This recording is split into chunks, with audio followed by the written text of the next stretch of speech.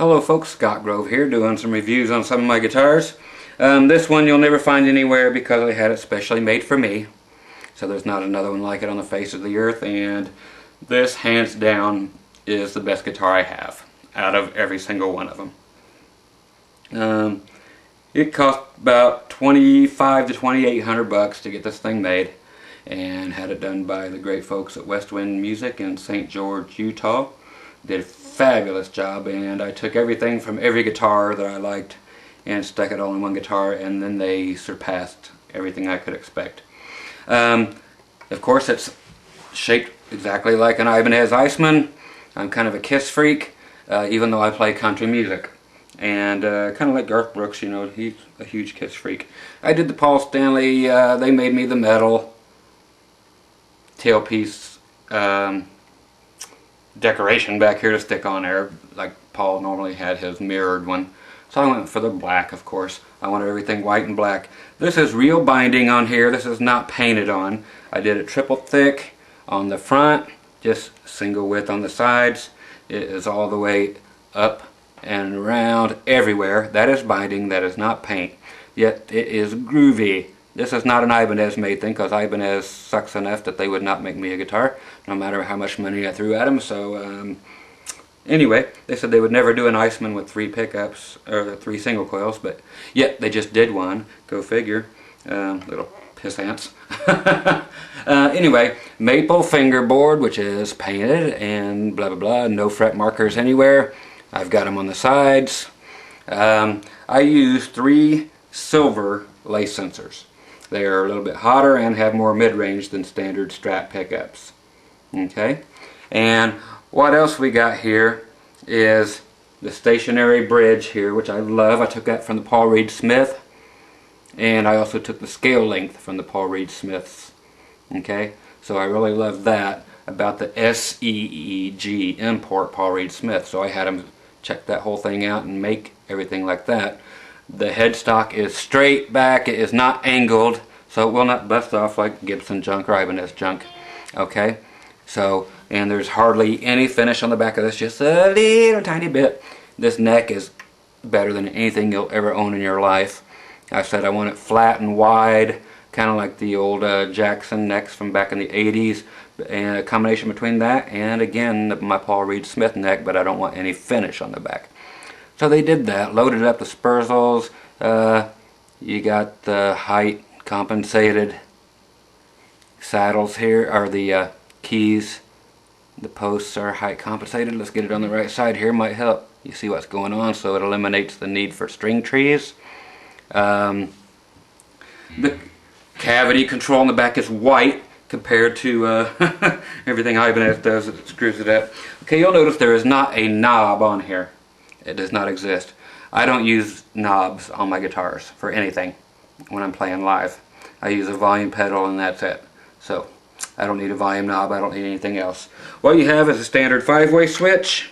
Operates just like a Strat, except for I have another switch here, little micro switch, which while in like the 4th position, I can add in the bridge pickup. Or if you're have just the neck pickup on, I can throw that same thing in, add just the bridge pickup, so that it gives that telly sound with both pickups on.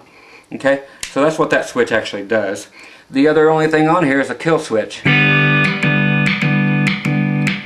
Okay, so it's actually spring loaded, and it was chrome only, and the fine folks went and had it coated for me, painted and powder coated, so it will not come off. This is not just spray painted on. So I push it down, I let go, it goes right back where it was.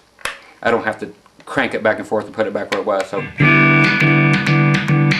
okay, so I can do all the little fun stuff with that.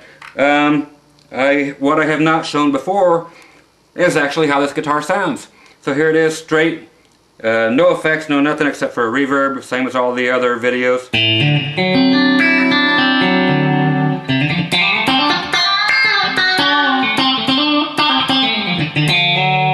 Now this is a country guitar for me.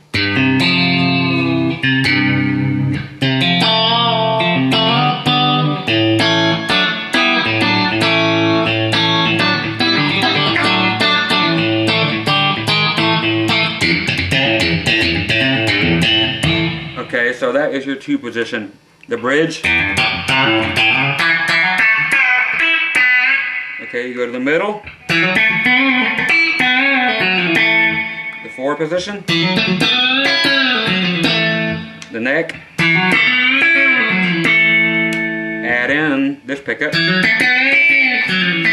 All of a sudden you're telecasterized. So that's these pickups. Go to the 4 position while that's added in. And here's all 3 pickups.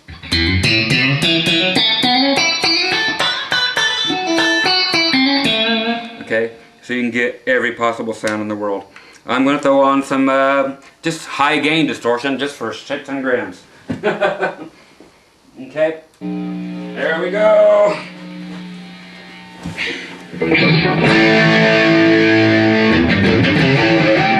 Again, you've got more mid-range on this than you do a normal Strat, so you're going to get more pronounced notes instead of being so twangy, but not over humbuckery sounding. So I just wanted a little more balls than normal single coils get. That's why I went for the lathe sensor silvers. Okay, so here we are in just the 2 position.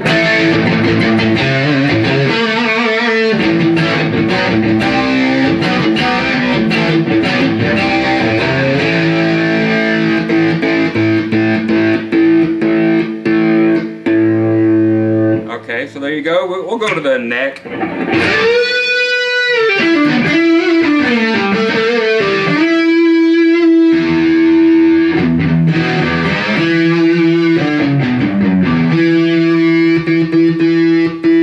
So it retains all of that cool stuff of a characteristics of a single coil, which I like. That's why I had this made for me.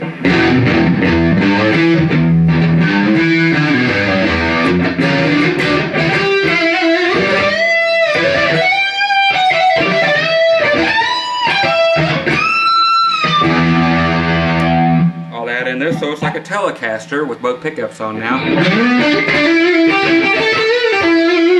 Okay, now we'll go grab one other sound just for fun. And let's go to...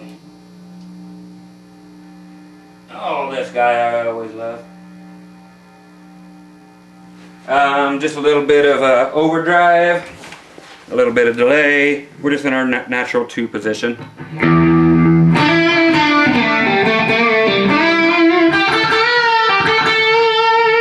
I'm going to go to the neck position.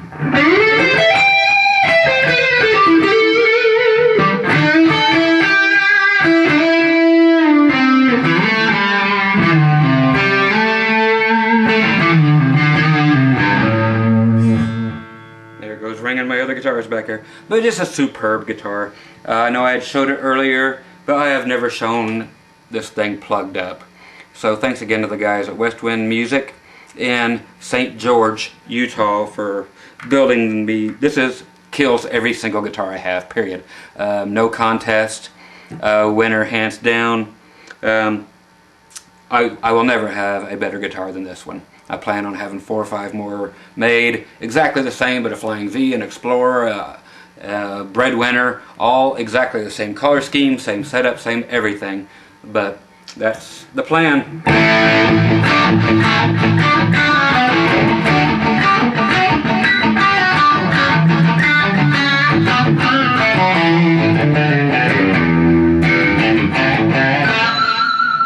So there you go, kiddies. My little slice of country blues Iceman world that I had special made. So you'll never see one, but there's my review. You check every guitar I have. This one kills all of them, no matter how much I talk up the other ones.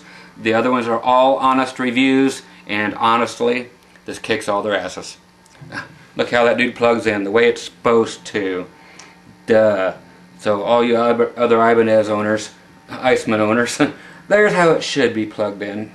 Thanks to me, that's how it should be done. Goes right to your strap. Okay, so none of that sticking out junk. Okay, so once again, Scott Grove with my custom-made Iceman, since Ibanez was too much of a tool to actually make me a guitar. So, there you go, kiddies.